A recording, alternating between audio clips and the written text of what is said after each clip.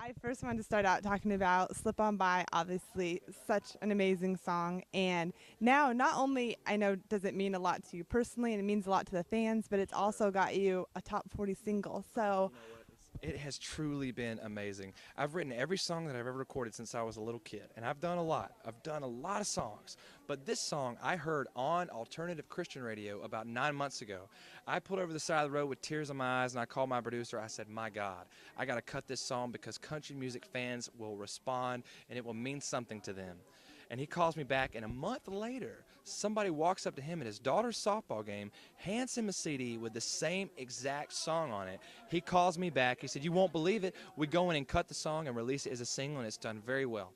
it has done very well. When you talk to the fans, I mean, Twitter, all that, like what is their reaction? What does it mean to them? What it means to them is what I think it meant to me. When it first hit me so emotionally, I knew that it would do that to someone else, especially being a songwriter and hearing it. Imagine like how much that meant to me because I wanted people to feel what I felt. And I tell you what, if it didn't hit number one, if it doesn't hit number one, that's okay because the chart is not the most important thing. The most important thing is how at least one person is affected by that. If I can get that message brought into one person and they change their life for the better, that's what the goal has been done. And that has been accomplished. And I think that has been done many times over with this part. And I'm very excited. And what it's done is led for a platform for the new single that's coming out March 17th. Oh, really? New single? I did not know that. Tell me about it. Called Raise 'Em Up, and it's going to be a big, fun, happy party song. As I close all my shows with it, and I'm so excited about it. Oh, awesome. I'm excited to hear that. So does that mean, you have that coming out? Is there also more new music in the There's works? all kinds of new music coming out. I have an upcoming tour with Janet Kramer. I'm supporting her on the road starting next week. And after that, my single comes out on the 17th of March.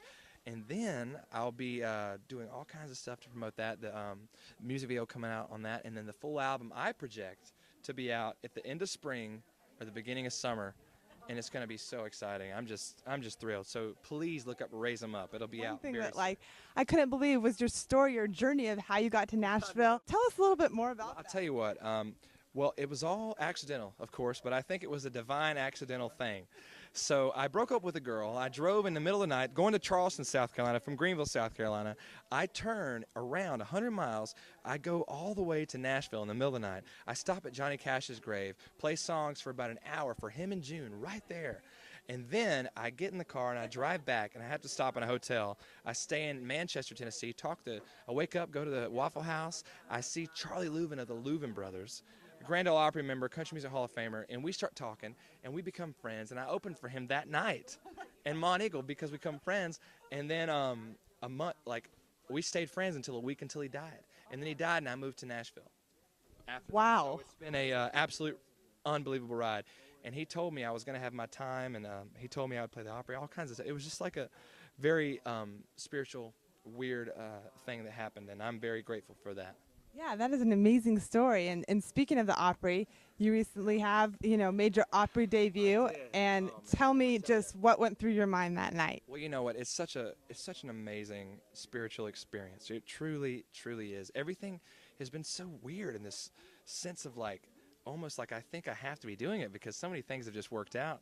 And when I got to do the Opry, when I got the call, I didn't believe it. And I told my family, because that's the whole reason I came. I wanted to play the Opry.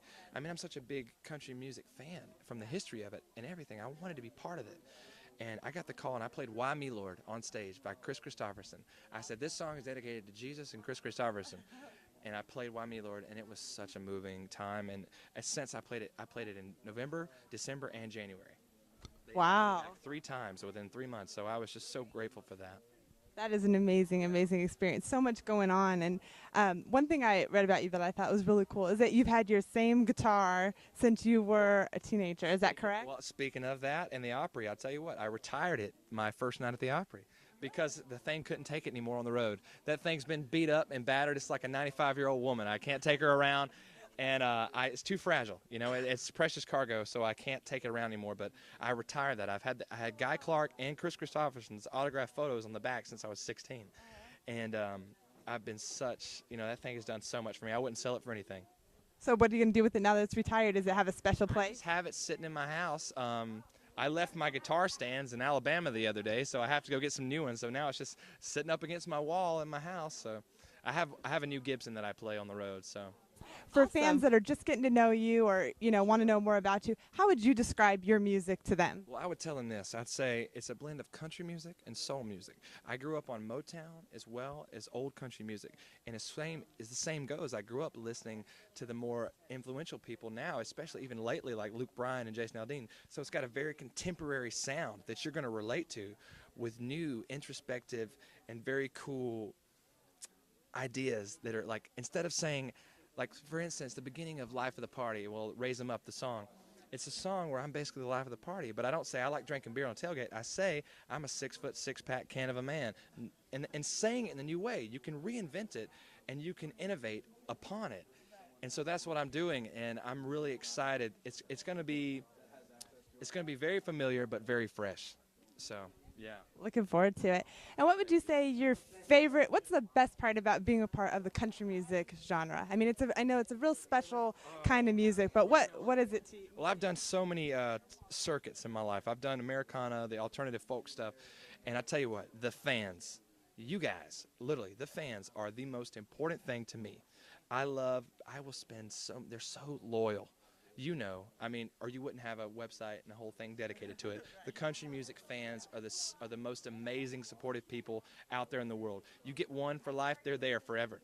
They're there, and I will stay forever. So if you're watching, I will stay forever and talk with you as long as I can. I will get no sleep because it means more to me to stay up and talk with the people that come to see my show.